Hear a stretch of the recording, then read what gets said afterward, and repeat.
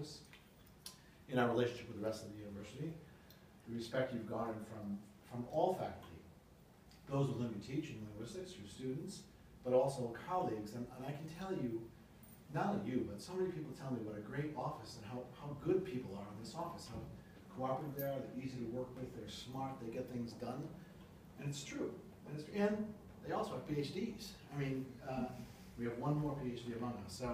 So I know it's been a really long road. We know that. It's been hard. You know that we've been behind you all the way. I can salute you for Jane McAuliffe, too, who was behind you, I think, and for this group, and for your family who's not with us today, but I'm sure you celebrated personally with them. And we even got people to come back. We got your driver to come back. That's right. We're thrilled, and Sue told me, if she didn't tell you, that the defense was flawless. Who's surprised? I think the only one who was surprised by this was Sue. We all knew she would knock it out of the park, but you know, when you're facing that, those of us who've been through it, you know it's one of the most daunting days of your career. You have to defend your work before other scholars. But I know it was flawless, and I know you earned it. And you made a contribution to the field as well. And now, we're going to get your new business card. Sue Lawrenson, PhD. Congratulations. Congratulations. And I want to toast all of you. I promise I won't talk long. But it was, as you all know, really hard. I don't recommend that anyone try to do this long distance or after a hiatus or with a full-time job or raising kids. And I realize as I'm saying this, I'm looking at Tad and Joe. So for the rest of you, I don't recommend it.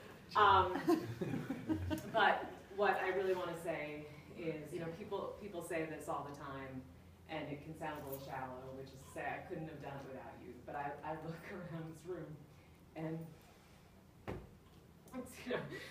this is partially relief and partially just love, because people talk about our Georgetown College family, and I gotta tell you, in this case in particular, you're better than family, because I have felt throughout this process and all the bumps and bruises along the way, to a person, nothing but support. Nothing but support, and cheering section, and never an ounce of judgment. I think of Jack Nicholson's line to Helen Hunt in As Good as It Gets, which is, "You make me want to be a better man." And that's all I ever felt, was that I wanted to do it, not because of any pressure or any judgment from anyone here, but just because I wanted to be the best I could be. And I have a couple specific thank yous, but I really mean what I just said about everyone here. My specific thank yous, though, are, of course, to Chet for supporting the sabbatical to let me kick everything off, and to, in a very concrete way, to Karen, in particular. Karen, is Keisha here? Keisha's not here, but I'll thank her in absentia. To Karen, Keisha, and Anne, because when I really think about what allowed me to be away from the office and still doing my job, it was those three.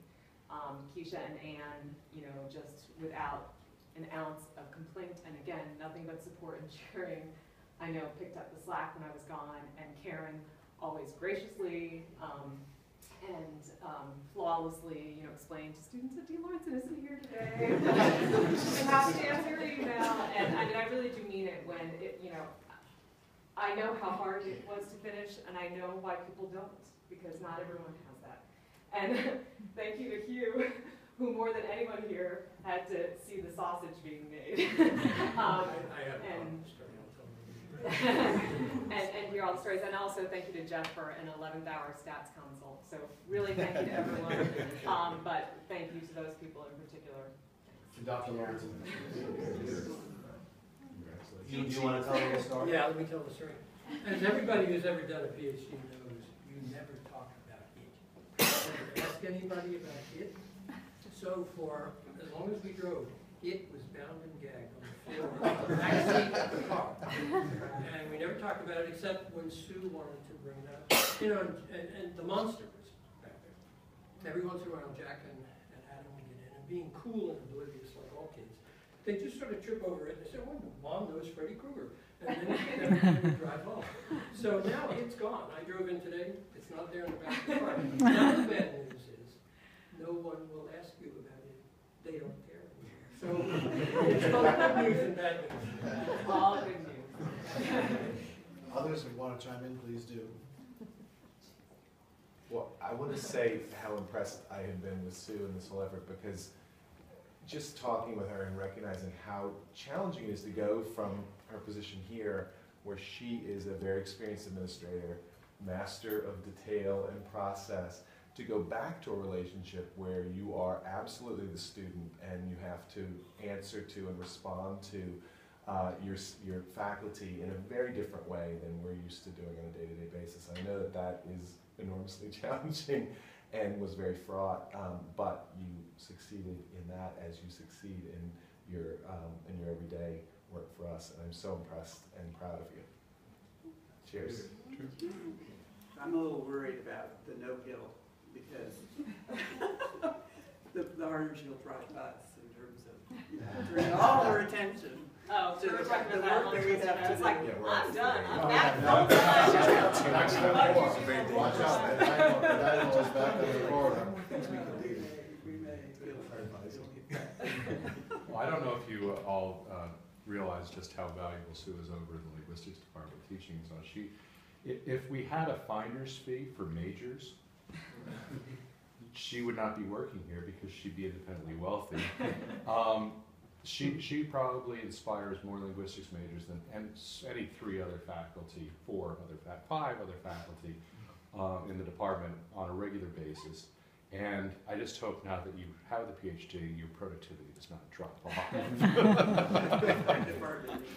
and I mean, among the things, I have been extremely lucky, I mean, in every way I can count, but one way that I have been is that the department has been so supportive of me. I mean, they asked me to teach long before I obviously at this point, and have supported me all along, and I think we've enjoyed a very symbiotic It was very relationship. altruistic of us, yes. Here.